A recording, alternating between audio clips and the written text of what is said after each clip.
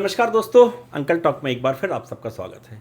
मैं हूं प्रदीप और आज का जो हम पॉडकास्ट बनाने जा रहे हैं वो है कांग्रेस पार्टी के ब्लॉक अध्यक्ष श्री नितिन जी के साथ बना रहे हैं और उनसे जानेंगे कि कांग्रेस पार्टी में की आज की स्थिति में क्या भूमिका है और उनके स्थानीय मुद्दों को लेकर भी बात करेंगे। नितिन जी, सबसे पहले आपको बहुत बहुत बधाई बहुत ब्लॉक अध्यक्ष बनने की। बहुत और अंकल टॉक में आपका बहुत बहुत स्वागत है। धन्यवाद। नितिन जी, मैं चीज़ों को बहुत ज़्यादा आगे नहीं बढ़ाऊँ तो सीधा सीधा मूल भूमिका पे आता हूँ कि कांग्रेस की वर्तमान समय में आप स्थिति कहाँ देखते हैं? वर्तमान समय में यदि पूरे देश के परिप्रेक्ष्य में बात करें जी, तो कांग्रेस पार्टी सबसे महत्वपूर्ण विपक्षी दल की भूमिका पूरे देश में अदा कर रही है जी। और जहाँ तक मध्य प्रदेश की बात है तो मध्य प्रदेश में तो ऑलरेडी विपक्षी दल की भूमिका हम लोग पिछले 20 साल से अदा कर ही रहे हैं और इस बार हम सोचते हैं कि इस भूमिका को पक्ष में लेके आया जाए। आपको चूँकि ये जो पद मिला है ये पद कोई साधारण नहीं है, चूँकि एक जब किसी को पद मिलता है तो उसके साथ साथ जिम्मेदारियां भी साथ में आती हैं। बिल्कुल। तो अब आप जब ब्लॉक अध्यक्ष बन गए हैं तो आपकी पहली प्राथमिकता क्या रहेगी कि आप अपने दायित्वों का किस तरह से निर्वाह करेंगे? सबसे पहली बात तो ये है कि किसी भी दल को सुचारू रूप से चलाने के लिए जी महत्वपूर्ण कड़ी होता है दल का कार्यकर्ता जी। और आज जो मध्य प्रदेश में और विदिशा या बासोदा हर जगह कांग्रेस का कार्यकर्ता काम करने तैयार है और अच्छे प्लेटफॉर्म के लिए बैठा है कि कोई अच्छे लोग आएँ तो हम उनके साथ काम करें जी। मतलब अभी वो इतना हताश और निराश नहीं है कि वो उसने जो है अपना दायित्व छोड़ दिया हो। लड़ने तैयार है, संघर्ष करने तैयार है।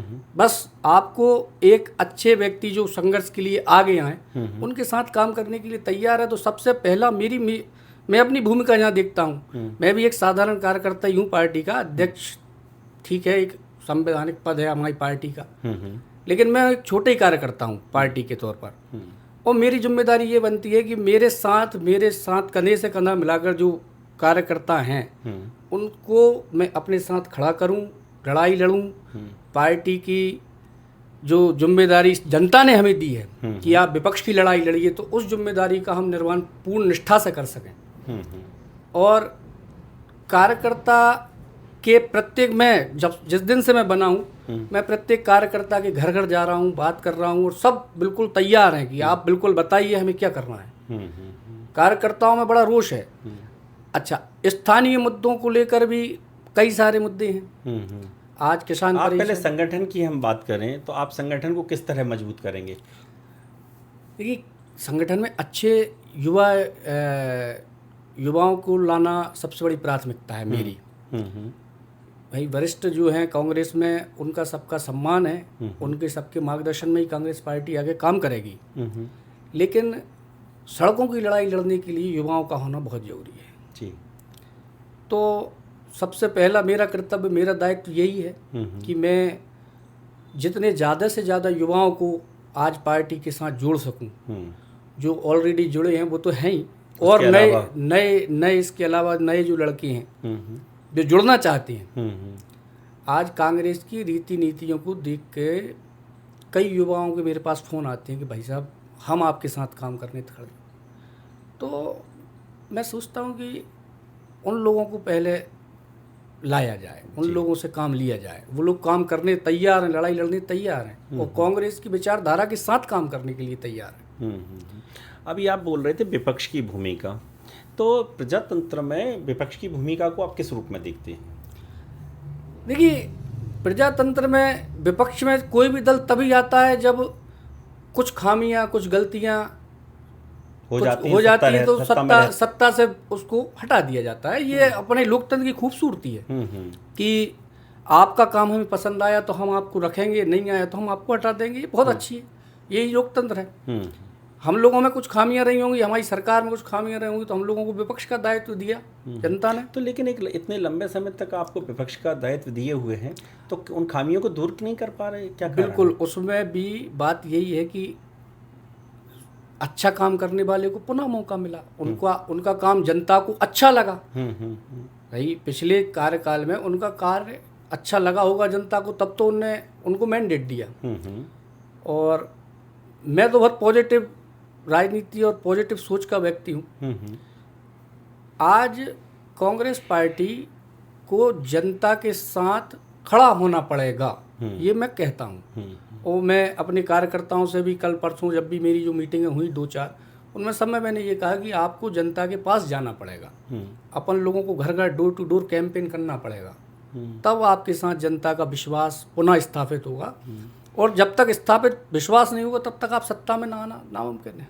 तो जनता की समस्याएं जो हैं वो उठाने में आप लोग सक्षम, या कहना चाहिए कि प्रॉपर तरीके से नहीं उठा पा रहे हैं इसलिए?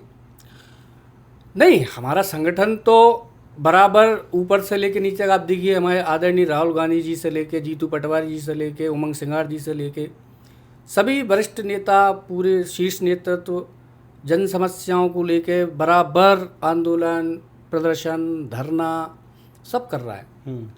लेकिन फिर इसके बाद भी उस जनता आपके इन धरना प्रदर्शन और आंदोलनों से प्रसन्न नहीं हो पा रही है, क्या कारण है? कुछ खामियां हम में होंगी, वो खामियां हम में होंगी, उनका हम सुधार करेंगे। या मैं ऐसा मानता हूँ, मतलब मेरे को ऐसा लगता है, चूंकि राजनीतिक लोगों की अलग सोच होती है, कि मुझे ऐसा लगता है कि अब ये जो तरीका है धरना प्रदर्शन आंदोलनों का, तो वो शायद आज का जो युवा है, आज की जो जनरेशन है, या आज का जो समाज है, वो इन सब चीज़ों को बहुत अच्छे उसमें नहीं देखता है। ऐसा आप मानते हैं क्या? हो सकता है, मैं आपकी बात को इनकार नहीं कर रहा, हो सकता है ऐसा भी हो, परंतु मेरा मानना ऐसा है कि आप विपक्ष में और क्या कर सकते हैं। अब एक पुतला ले लिया, पुतले को जला लिया, कोई खींच रहा है, कोई कहीं कुछ कर रहा है, तो लोगों को मतलब एक ठीक है, ये विरोध का एक तरीका हो सकता है, लेकिन समय के साथ चीज़ों को बदलने का भी कुछ होना चाहिए। बिल्कुल बदलाव होना चाहिए, मैं भी इसके पक्ष का।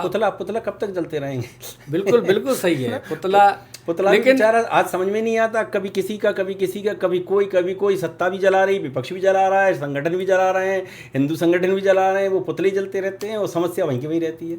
बिल्कुल आपकी बात मैं स्वीकार करता हूं कि पुतले और इन सब राजनीति से भी हटके कुछ और सोचना पड़ेगा सभी दलों को। मैं राजनीति कांग्रेस से, भाजपा से नहीं, किसी दल नहीं, मैं तो ये एक विरोध का तरीके की बात कर रहा हूँ कि विरोध का तरीका, पैटर्न बदलना पड़ेगा। हाँ, वो आपका बात बिल्कुल सोच ठीक है, और मेरा भी सोच ये है कि इसको बदलना चाहिए। और जनता की लड़ाई के लिए मैं तो गांधीवादी तरीके को अपनाने की अपील करता हूं। मैं तो गांधीवादी तरीके से, आप बिल्कुल ठीक बात है कि भाई अहिंसा की तरीके से बैठ के धरना प्रदर्शन, अपनी बात को रखना, उपवास जो है। हम लोग जो है अभी मीनाक्षी नटराजन जी का राज्यसभा का नामांकन निरस्त हुआ। हाँ, चूँकि चलिए आपने अच्छा विषय छेड़ दिया, तो मैं एक इस विषय में भी आपसे पूछना चाहूँ कि मीनाक्षी नटराजन जी का जो नामांकन रद्द हुआ है, तो उसको लेकर बहुत सारी बातें की जा रही हैं, आप लोग भी विरोध कर रहे हैं, और करना चाहिए, एक स्वाभाविक सी बात है। लेकिन जब इस बात को सुनते हैं कि एक इतनी परिपक्व पार्टी जो सब जानती है कि नामांकन प्रक्रिया क्या होती है, उसके लिए कौन सी चीज़ बतानी है, कौन सी चीज़ छिपानी है, तो ऐसा क्या है कि उस मतलब उस प्रोटोकॉल को स्वयं की पार्टी ने फॉलो नहीं किया? मैं आपको बताऊं, चूँकि ये मुद्दा बहुत शीर्ष का है, उसमें मेरी बोलना भी ठीक नहीं, लेकिन फिर भी मैं आपकी बात का उत्तर जरूर दूंगा जी।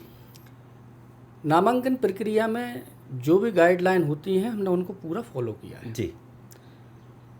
चूँकि मीनाक्षी नटराजन जी गांधीवादी नेत्री हैं जी, और यदि आप उनका पूरा कार्यकाल राजनीतिक देखेंगे तो वो बहुत ही सुलझे हुए और मतलब उनमें किसी भी प्रकार का अहंकार रहित और बिल्कुल गांधीवादी नेता के तौर पर उन्होंने अपने आप को स्थापित किया है कांग्रेस पार्टी में। जी। वो मैं तो उनसे काफ़ी समय से उनसे जुड़ा रहा जी। तो उनका एक जिस तरीके से जिस बात को लेकर उनका नामांकन निरस्त किया गया वो बड़ा हास्यास्पद है जी।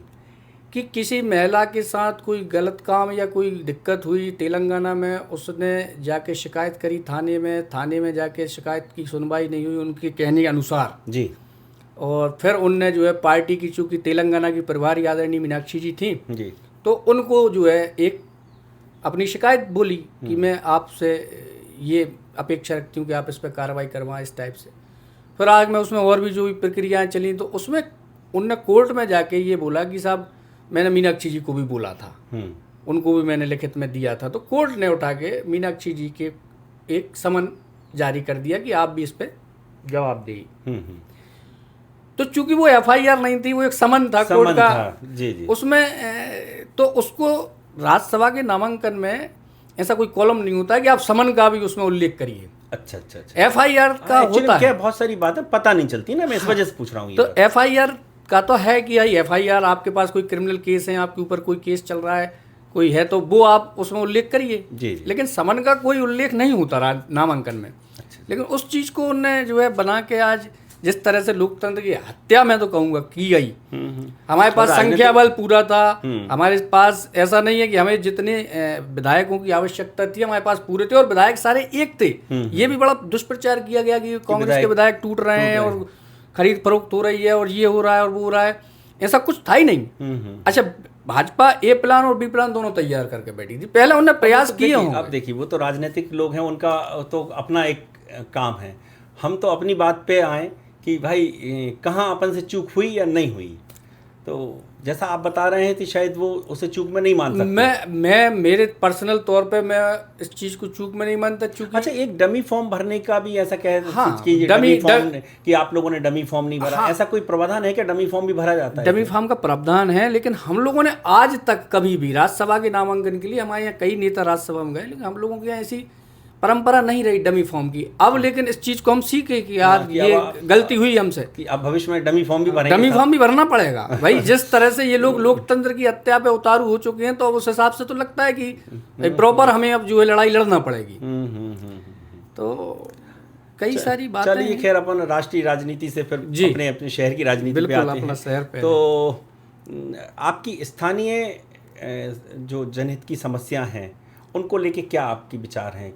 आपको समस्याएं दिखती हैं और या नहीं दिखती हैं? और दिखती हैं तो किस लाइन पर आप काम करेंगे? गंज बासुदा में अंकल समस्याओं का अंबार लगा है जी। अपन जिस गली में जाओ उस गली में अपनी गली की एक समस्या है जी। तो आज विकास तो इतना जबरदस्त फैल रहा है, विकास चारों ओर फैल रहा है, आप कह रहे समस्या है? विकास के साथ साथ मैं वही तो कह रहा हूँ, प्रॉपर विकास दिख रहा है। आप लोगों को समस्याओं के साथ साथ आप विकास की बात कर रहे हैं। आज विकास किया, स्मार्ट मीटर लगा दिए, लेकिन उस विकास का क्या करें? जैसे स्मार्ट मीटर के कारण जो व्यक्ति जिसके घर की मंथली इनकम 9,000 है, उसका बिल आ रहा है 11,500 जी बिजली का। तो वो काय का विकास? मैं उस विकास के पक्ष में नहीं हूँ।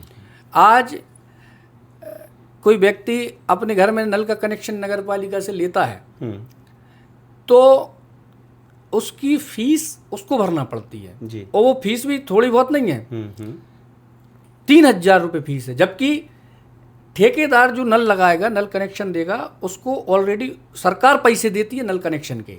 तो बात ये आप जो बात कर रहे हैं, तो आप नगर पालिका में आपके पार्षद भी हैं, बिल्कुल, तो वो इस मुद्दे को क्यों नहीं उठाते हैं? कभी हमने तो कभी नहीं सुना कि आपके पार्षदों ने या आपकी जो विपक्ष के रूप में जो काम कर रहे हैं वहाँ, उनने इस मुद्दे को कभी उठाया? हमारे पार्षदों ने अभी परिषद की मीटिंग में उठाया, पिछले 8 दिन पहले, जब 2.5 साल होने जा रहे हैं, उसके बाद क्या है ना कि ये इतना छुपा के रखते हैं हर काम को, प्रकाश में नहीं आते। जब लोगों ने आके बताया भाई साहब हमारे साथ ऐसा हो रहा है, तब उस पर हमने संज्ञान लिया कि यार क्या है, इसका पूरा पता लगाओ। तो हमारे पार्षदों की हम मानेंगे, बड़े जागरूक पार्षद हैं हमारे। संख्या बल भले ही हमारे पास कम है, लेकिन जो लोग हैं परिषद में, संख्या का नहीं होता, महत्वपूर्ण बात रखने की होती है। उनने पूरी ताकत से बात रखी और ये बात मानना पड़ी नगर पालिका को कि हाँ इसमें गलती हुई और इसको हमें ओपन करना चाहिए कि ये पैसा आता है।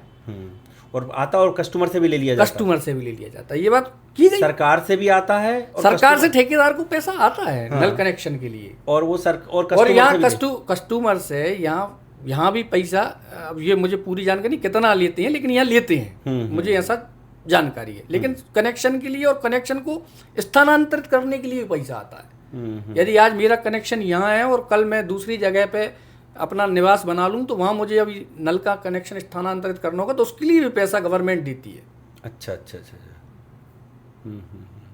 तो ऐसे और कौन से स्थानीय मुद्दे जिस पर आपकी निगाह रहेगी और आप अपनी बात को उठाएंगे? आज की दृष्टिकोण परिप्रेक्ष्य में बात करें तो आज आप देखिए बासोदा में किसान भी परेशान, व्यापारी भी परेशान, आम जनता भी परेशान। मुद्दे कई हैं, मुद्दों की कमी नहीं है, बस करने की देर है। आप देखिए, और मुझे विश्वास है कि जनता खुद अपने मुद्दे लेके आपके साथ खड़ी होगी। थोड़ा सा हम लोग स्लो गति से चले। कहीं मैं ऐसा कहूं कि विपक्ष ने अपनी जो भूमिका अदा करना चाहिए थी वो विगत के वर्षों में कोई वैसी भूमिका अदा करते दिखा नहीं। नहीं, विपक्ष की वो भूमिका जो थी, अब मैं पुराने उस पर नहीं जाना चाहता, जो कर सकते थे पूर्व में भी जो अध्यक्ष रहे या पूर्व में जो संगठन में लोग रहे या मैं अकेले एक अध्यक्ष की बात नहीं कर रहा हूँ, अलग अलग विभागों में, अलग अलग उसमें, अलग अलग संगठनों में, या मतलब तहसील स्तर से लेके यदि प्रदेश स्तर तक की बात करूँ, अलग अलग संगठनों में, तो वो चीज़ दिखाई नहीं दे रही है जो दिखाई देनी चाहिए विपक्ष की। प्रदेश में मैं आपको बताऊं, जिस दिन से जीतू पटवारी जी प्रदेश अध्यक्ष बने, जीतू पटवारी जी घर नहीं बैठे। लगातार आप भी देखते होंगे पूरे प्रदेश का दौरा, प्रदेश में प्रत्येक ब्लॉक, प्रत्येक जिले, और वो तो ये तक कहते हैं कि मुझे यदि तुम किसी ग्राम पंचायत में भी किसी कार्यक्रम में बुलाओगे तो मैं वहाँ भी आने तैयार हूँ, बशर्ते लड़ाई लड़ना पड़ेगी अपन को जनता की। जनता की लड़ाई के लिए मैं 24 घंटे 24/7 खड़ा हूँ। चाहे हमारे नेता प्रतिपक्ष उमंग सिंघार जी हों, चाहे जीतू पटवारी जी हों, और चाहे मध्य प्रदेश के और दिग्विजय सिंह जी हों, सब अपने अपने स्तर पर लगे हैं। अजय सिंह राहुल भैया के भी दौरे चल रहे हैं, सब अपने अपने हिसाब से जनता की लड़ाई लड़ने के लिए पूर्ण रूप से लगे हुए हैं। और वही हम लोग चाहते हैं कि हम लोग भी सब जो हमारी जिम्मेदारियाँ हैं वो हम लोग निर्माण करें। अच्छा, मैं एक बात करूँ कि आप आज की तारीख में राजनीति में युवाओं का क्या स्थान देखते हैं आप? ये बहुत अच्छा आपका प्रश्न है अंकल। युवाओं को यदि आज आप देखिए, एक कॉकरोच पार्टी बनी है अभी, उसमें पूरे यूथ हैं, पूरे यूथ हैं। क्योंकि उस पार्टी का कोई अस्तित्व नहीं है, कुछ नहीं है, लेकिन आप ये देखिए कि युवाओं में कितनी आग है। मतलब तो जो काम एक राजनीतिक पार्टियों को करना चाहिए था, एक उनको कॉकरोच, मतलब हाँ, मैं उसी पे आ रहा हूँ। तो आज चाहे कांग्रेस हो या कोई भी दल हो, आज युवाओं को यदि आगे लाती है तो एक आप देखिए बहुत बड़ा बदलाव होगा पूरे देश में।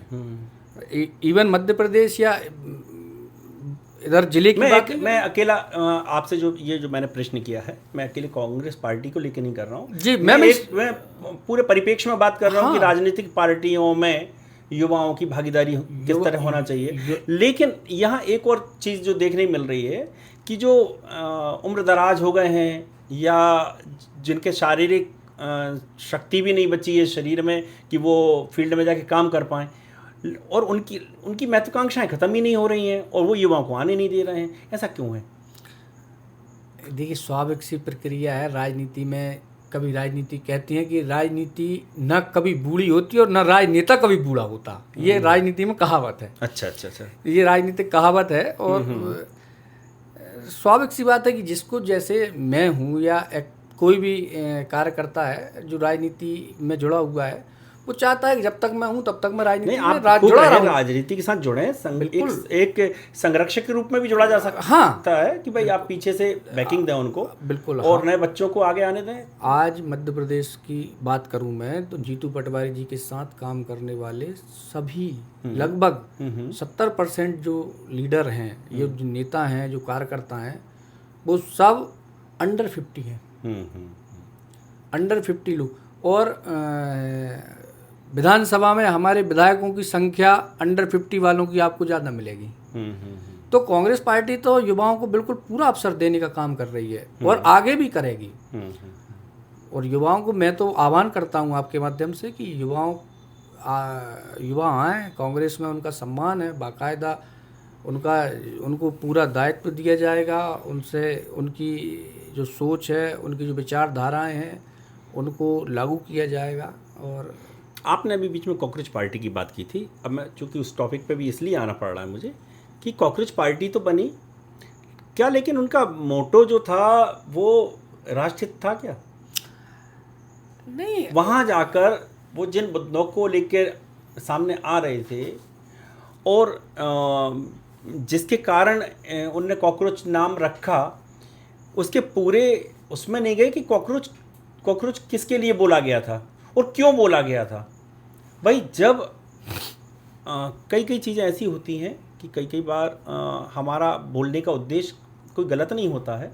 हम अपने बच्चों को डांटते हैं तो कुछ शब्द ऐसे बोल देते हैं, तो इसका मतलब ये नहीं कि हम उसके प्रति घृणा कर रहे हैं, लेकिन आपने उसको जिस रूप में लेकर और देश के सामने प्रेजेंट किया, तो उसका तो नेगेटिव ही असर पड़ा है, कोई पॉजिटिव असर तो पड़ा नहीं। बिल्कुल, मैं इस पक्ष में नहीं हूँ, इस टाइप की राजनीति नहीं होना चाहिए। और जो इन लोगों ने कॉकरोच पार्टी बना के, अरे आपको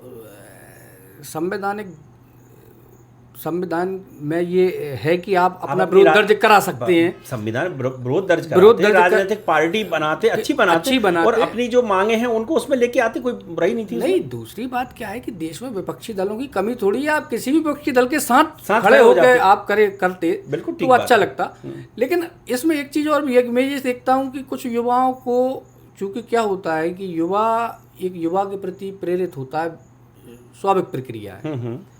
उसमें कुछ युवाओं ने अपना योगदान दिया, वो युवाओं के साथ साथ दूसरे उनने युवाओं को जोड़ने का प्रयास किया। तो चूँकि क्या होता है ना कि विचारधारा जैसी जिसकी होती है वो उसके साथ जुड़ता चला जाता है। तो उस समय तो जुड़ गए, लोगों को लगा कि यार ये हमारे मतलब की बात कर रहे हैं, हमारे हित की बात कर रहे हैं, तो हमें इनके साथ जाना चाहिए। बाद में उनको समझ में भी आया, वो बैक हो गए। और मैं तो ये कहता हूँ उन युवाओं को भी भाई आप भारत में विपक्षी दलों की कमी नहीं है, आप किसी भी दल के साथ जा सकते हैं और उसमें आपकी बात में वजन होगा। आप किसी भी सरकार से उस दल के साथ बात करेंगे तो आपकी बात अलग होगी, आपकी पहचान अलग होगी। ठीक बात है।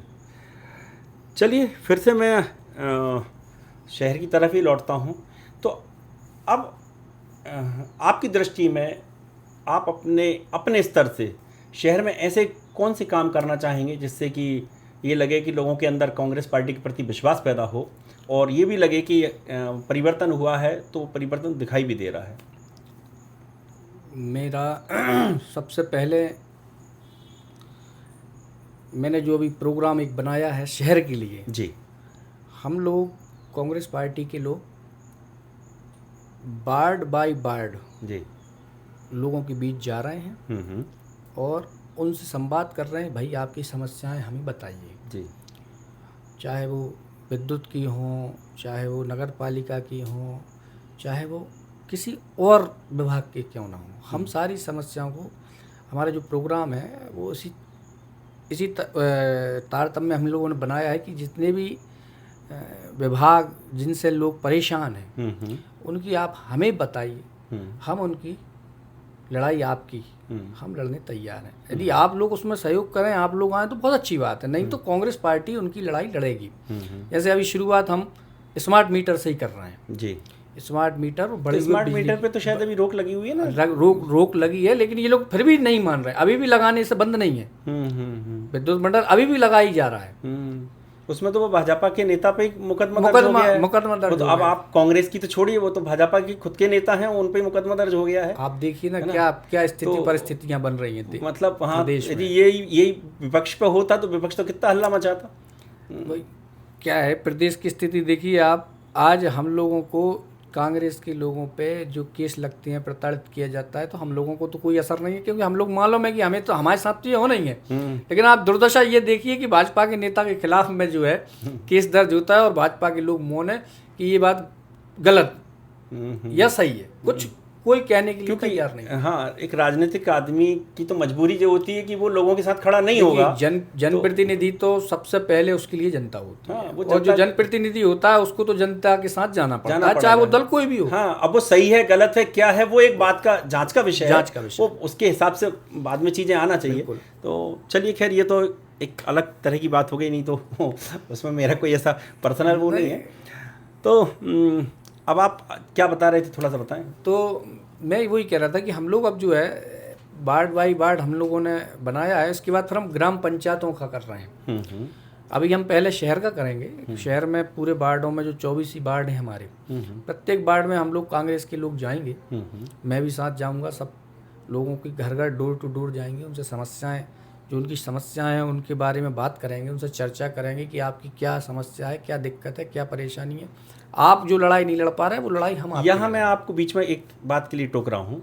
आप जैसे कई वार्ड ऐसे भी हैं कि जो भाजपा समर्थित वार्ड हैं, बिल्कुल वो मतलब वहाँ वोट भाजपा को ही मिलते हैं, तो क्या उन वार्डों में आप जाएंगे? बिल्कुल, हमारी दृष्टि में कोई भेदभाव नहीं है। बिल्कुल भाजपा, देखिए जनता का सोच जनता के साथ है कि मैं इसलिए ये बात इसलिए पूछ रहा हूँ कि जैसे ही वार्ड के चुनाव आते हैं तो ना जाने दर्जनों प्रत्याशी खड़े दिखाई देते हैं, अपने संबंधों की दुहाई देते हैं, अपना आसपास का सब वो बताते हैं और जाते हैं और वोट डालने के लिए वो करते हैं। और जैसे ही चुनाव ख़त्म हुए और यदि गलती से वो हार गए तो फिर पलट के 5 साल तक नहीं आते कि इस वार्ड में क्या हो रहा है, यहाँ के वार्ड के लोगों की समस्या क्या है।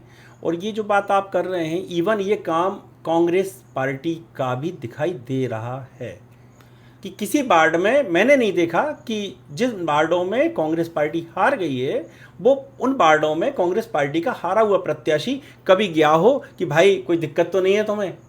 वो सिर्फ 5 साल बाद ही वहाँ पे पहुँचते हैं।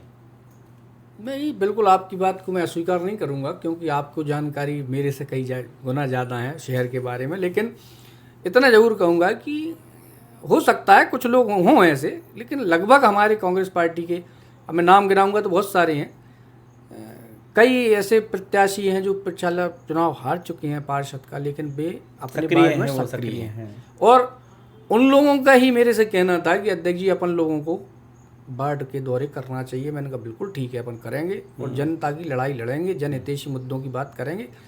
मैं जनता की लड़ाई में पीछे बिल्कुल 1 इंच नहीं हटेंगे हम लोग। जनता हमें क्या सोचती है, हमारे बारे में क्या सोचती है, हमें वोट करेगी नहीं करेगी, हमें बिल्कुल इससे फ़र्क नहीं पड़ता। हम उनकी जनता की लड़ाई लड़ने के लिए आए हैं और लड़ेंगे। बहुत बढ़िया। चलिए, तो नितिन जी बहुत सारे सवाल हैं अब, लेकिन कभी फिर मौका मिलेगा आपके साथ बैठने का तो फिर हम बहुत सारे सवाल लेंगे। इसमें ये जो भी मैंने आपसे पूछा है मेरी इसमें राय नहीं है, ये जो समाज से सवाल आते हैं वो सवाल मैंने आपसे इसमें किए हैं, है ना। और मुझे अच्छा लगा कि आपने बहुत सारी बातें बिल्कुल निष्पक्ष हो कि कहीं उसमें कोई पार्टी का आपने वो नहीं रखा है। और आपने जो कहा कि वार्ड में हम जाएंगे तो ये भी बहुत अच्छा आपका प्रयास है और हमारी तो शुभकामना है, चूँकि आप अपने काम में सफल हों और जितना अच्छा आप अपना प्रदर्शन कर सकें तो बहुत बढ़िया। हमारी बहुत बहुत शुभकामनाओं के साथ आपने समय दिया, उसके लिए बहुत बहुत धन्यवाद।